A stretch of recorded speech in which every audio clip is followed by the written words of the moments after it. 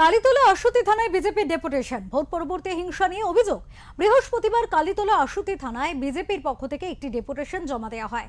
BJP নেতৃত্ব দাবি করেন, ভোট পরবর্তী যে হিংসার অভিযোগ উঠেছে তাতে বিজেপির কর্মীরা রীতিমতো আক্রান্ত হচ্ছেন, কিন্তু তারা কোনোভাবেই জড়িত নন।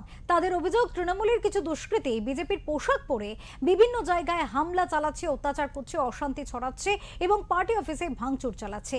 বিজেপির দাবি, তারা শান্তির পক্ষে এবং যেই দোষী হোক তার বিরুদ্ধে কঠোরতম শাস্তির দাবিতে তারা এই ডেপুটেশন জমা দিলেন। এ বিষয়ে তারা কি বলেছেন শুনবো।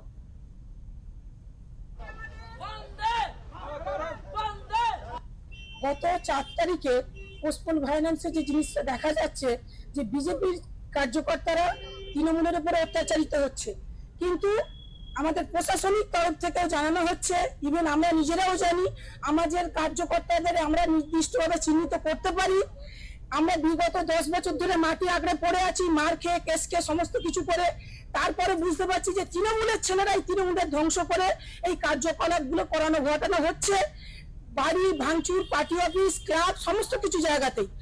ইভেন দিলীপ মন্ডল মহাশয় হুঁশিয়ারি দিচ্ছেন, তাদের আরো চাকরি দিচ্ছেন যে তারা যাতে ভাঙচুর গুলো করে।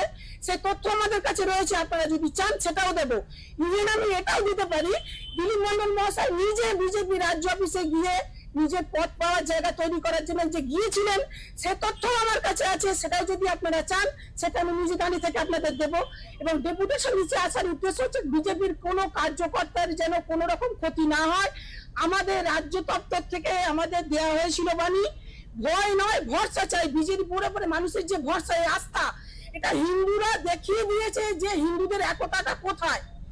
এটা অবিস্মরণীয় ঐতিহাসিক জয়। তার উপরেও কেন এত শাসানো হচ্ছে? কোনো মুসলমান বলতে পারছে না যে আমাকে আক্রমণ করা হচ্ছে, তাহলে হিন্দু অঞ্চলে হিন্দু এলাকায় এত দাঙ্গা হচ্ছে কেন?